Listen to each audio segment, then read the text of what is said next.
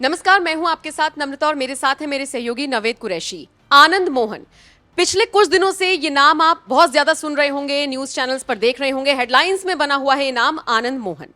आज इसी नाम पर चर्चा करेंगे, इनके बाहुबल पर चर्चा करेंगे और कैसे बिहार की राजनीति में उछाल आ गया है एकदम से, इस पर भी आज चर्चा होगी। सर और जो पार्टियां आनंद मोहन को लेकर सवाल जवाब कर रही हैं, उनका रवैया इलेक्शन के पहले आनंद मोहन को लेकर कैसे बदला है, सब आ गए हैं इसके अंदर। कौन कौन आया है, किस किस पर क्या क्या आरोप लगे, वो भी बताएंगे हम। सोचिए, कोई डीएम है, वो अपनी जगह पर पोस्टेड है, ड्यूटी कर रहा है और उसे मार दिया जाता है। उसके बाद आनंद मोहन पर इसका इल्जाम लगता है, वो आजीवन कारावास की सजा उनको मिलती है। लेकिन अचानक से नीतीश कुमार का एक फैसला होता है ठीक चुनावों से पहले और वो बाहर आ जाते हैं। कहा जा रहा है शादी अटेंड करने के लिए आए हैं, लेकिन सवाल यह है कि जो विपक्षी दल हैं या जो बाकी पार्टियां हैं वो भी सवाल नहीं उठा रही हैं, वो भी इस मुद्दे पर चुप हैं। यानी निश्चित तौर पर बिहार की राजनीति में जो ये भूचाल आया है, इसका सीधा सीधा असर आने वाले लोकसभा चुनावों पर भी पड़ेगा। इस पर सर चर्चा करेंगे। सबसे पहले आनंद मोहन का थोड़ा सा बताइए डिटेल, कौन है, कैसे शुरुआत हुई, कैसे बाहुबली बने और कैसे अब जेल की सलाखों के पीछे से बाहर आ गए।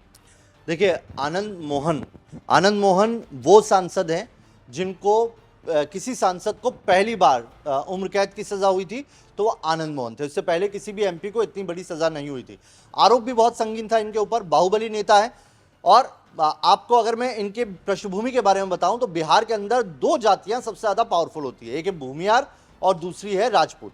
भूमियार जो है वो सीधी सीधी बीजेपी के वोटर है, और जो राजपूत थे वो राजपूत कभी आरजेडी के वोटर रहा करते थे, लेकिन अब वो राजपूत भी धीरे धीरे बीजेपी सेंट्रिकेटेड हो गए हैं। और इसीलिए इस वोट बैंक में सेंध लगाने के लिए सारी पार्टियां जो है खींचतान कर रही हैं। इसमें नीतीश की पार्टी भी आ गई, लालू यादव की पार्टी भी आ गई और इसमें बीजेपी भी आ गई। सारी पार्टियां इन्हीं के इर्द गिर्द घूम रही है। अब आनंद मोहन के ऊपर क्या मामला था? आनंद मोहन ने जिला मजिस्ट्रेट यानी कि डीएम थे उस वक्त के, जी कृष्णैया, उनकी हत्या हुई, दलित डीएम थे, और उनकी हत्या का आरोप आनंद मोहन के ऊपर लगा और आनंद मोहन को इस पर सजाए मौत सुनाई गई। बाद में अपर कोर्ट से वो उम्र कैद में तब्दील हो गई। उम्र कैद में तब्दील होने के बाद अब मामला क्या है, सजा उन्होंने क्या काट ली है, वो बाहर क्यों आ गए हैं, ये सारा है जिसके ऊपर पूरी बिहार की राजनीति इस वक्त गरमाई हुई है और घूम रही है। दरअसल उम्र कैद की सजा में जो बिहार का जेल मैनुअल है, उसके 181 जो उसका जेल मैनुअल का जो संख्या है, उसमें ये मेंशन है कि कुछ धाराएं हैं जिन धाराओं के आधार पर अगर कोई आदमी फंसता है, जिसमें रेप आ गया, जिसमें सरकारी अधिकारी की ऑन ड्यूटी अगर हत्या होती है तो वो आ गया मामला, इसमें आपको उम्र कैद की सजा 14 साल नहीं होगी, 20 साल से ज्यादा होगी। 20 साल में सोचा जाएगा कि इन्हें रिहा करना है नहीं करना है। आमतौर पर अभी यह माना जाता है कि उम्र कैद की सजा 14 साल है, 14 साल ही काट चुके हैं। लेकिन बिहार जेल मैनुअल में साफ मेंशन है कि अगर किसी सरकारी अधिकारी को ऑन ड्यूटी मारा है तो आपकी सजा 20 साल होगी और 20 साल के बाद भी विचार किया जाएगा कि आप बाहर आएंगे या नहीं, वरना आपको आजीवन अंदर ही रहना है। इन्होंने 14 साल किए और उस जेल मैनुअल की वजह से बाहर नहीं निकल के आ पा रहे थे। नीतीश सरकार की तरफ से ये जेल मैनुअल में ये संशोधन किया गया था और उन्हीं के द्वारा ये संशोधन हटा लिया गया और आनंद मोहन के बाहर आने का रास्ता साफ हो गया। यानी कि नीतीश कुमार ने आनंद मोहन के बाहर आने की पूरी चीजें क्लियर कर दी। और इसको लेके एक बयान आया था थोड़े दिन पहले नीतीश कुमार का, जिसमें उन्होंने मंच से कहा था और राजपूतों के बीच में थे कि आप जो है आवाज ना उठाइए, उनकी पत्नी से पूछिए कि मैं उनके लिए क्या कर रहा हूं। और अब वो मालूम पड़ गया कि नीतीश कुमार क्या कर रहे हैं। अब देखिए इसमें सियासत कैसे करवाई। आनंद मोहन बाहुबली नेता है, राजपूत नेता है। बिहार के अंदर राजपूतों की जो संख्या है वो 8% है। 35 विधानसभा सीटों पर उनका पूरा मतलब ये कह सकते हैं कि असर जीत दिला सकते हैं वो, और 8 लोकसभा सीटों पर राजपूत हरा या जिता सकते हैं। और यही 8% के लिए ये सारी लड़ाई, सारी कवायद चल रही है। ये कवायद आरजेडी भी कर रही है, ये कवायद जो है बीजेपी भी कर रही है और यही कवायद जेडीयू भी कर रही है। अब इसमें आरोप क्या क्या है? अभी तक बीजेपी में दो फाड़ हो गई। बीजेपी कह रही है नीतीश कुमार ने इनको बाहर निकाल दिया। वहीं बीजेपी के दो नेता हैं, एक है गिरिराज सिंह और एक है राजीव प्रताप रूडी, जो ये कह रहे हैं कि वो तो फर्जी फंसे थे, बाहर आना उनका सही है। राजीव प्रताप रूडी आनंद मोहन के साथ ही रहे, कभी उन्हीं की पार्टी से उन्होंने अपना राजनीतिक करियर शुरू किया था। दोनों एक पार्टी में विधायक थे, बाद में आनंद मोहन जो है सांसद हो गए, अलग चले गए। राजीव प्रताप रूडी जो है बीजेपी में आ गए, तो वो भी उनका साथ देते दिखाई दे रहे। देखिए इस मामले को गुजरात के जो बिल्किस बानो जो के केस है उससे भी जोड़ के देखा जा रहा है, लेकिन दोनों में एक बारीक फर्क है, वो समझ लीजिए।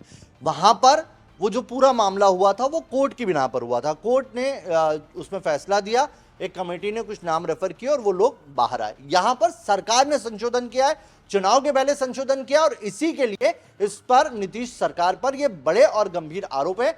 लेकिन इसमें सारी पार्टियां चुप, क्योंकि कोई भी राजपूत वोटर के खिलाफ नहीं होना चाहते। अब आनंद मोहन के बेटे की कल ही सगाई हुई। आनंद मोहन के बेटे जो है वो विधायक हैं, आरजेडी से विधायक है, और उनकी सगाई में कौन कौन नहीं पहुंचा?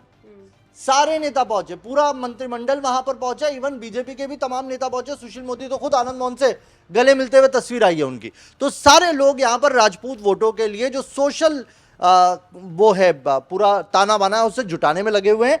और आप देखिए कैसे जनता को आप अभी तक सुशासन की बात कहते थे नीतीश कुमार, और वही बाहुबली इतने संगीन मामलों में जो आरोपी हैं उनको रिहा कर रहे हैं सिर्फ आनंद मोहन के लिए। 27 लोग इसमें बाहर आ रहे हैं आनंद मोहन के समेत, यानी आनंद मोहन के अलावा 26 लोग इस पूरे संशोधन के बाद बाहर आ रहे हैं, और उसमें 8 तो इतने संगीन है कि अगर वो बाहर आए तो ये मानिए कि तबाही मचा देंगे। और वो खुद को जो है सरकार भी मान रही है, सरकार ने इसका जिक्र किया बाकायदा। वो बाहर आने के बाद भी उनको 2 या 3 साल तक रोज थाने में जाना है, किसी को 1 हफ्ते में जाना है, किसी को महीने भर में जाना है, और अपने आप की आमदगी दर्ज करानी है रोजनामचे में।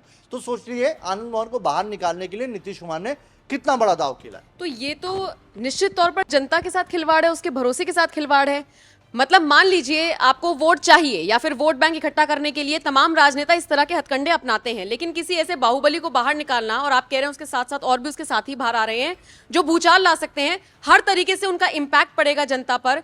तो जनता के वोट लेकर अगर जनता को ही परेशान करेंगे ये लोग, तो सीधा सीधा तो सवाल उठने लाजमी है नीतीश कुमार पर। सबसे बड़ी बात, बीजेपी इस पर रिएक्ट क्यों नहीं कर रही है? उनको भी वोट चाहिए। देखिए बीजेपी को भी वोट चाहिए। बीजेपी को आप है ना, आनंद मोहन वाले मामले पे कितने चैनलों पे डिबेट आई, कहीं डिबेट नहीं देखेंगे आप। डिबेट और क्यों नहीं कर पा रहे? ऐसा नहीं चैनल डिबेट नहीं करना चाह रहे, ये पार्टी हमने प्रवक्ता ही भेज रही है डिबेट के लिए।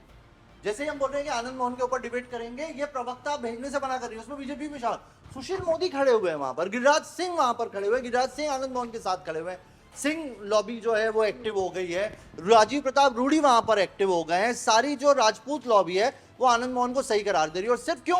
चंद मुट्ठी भर वोटों के लिए, सोशल इसके लिए आप अपना ताना बाना जुटा रहे हैं। आपके लिए जीत सबसे ज्यादा इंपॉर्टेंट है। फिर आप बात मत कीजिए ना, आप ये जो नैतिकता है इसका पाठ ना पढ़ाइए, और कम से कम नीतीश कुमार को तो इसका पाठ पढ़ाने की बिल्कुल भी ये कह सकता हूं मैं कि नीतीश कुमार को कोई हक नहीं है कि वो नैतिकता का पाठ पढ़ाएं। वो सिर्फ, आप देखिए वोटों की राजनीति चल रही है बिहार के अंदर। सुशासन का नाम देखने वाले कैसे जो ये बड़े आरोपी हैं इन्हें खुला छोड़ रहे हैं, और सीधे सीधे मखौल उड़ाया जा रहा है संविधान।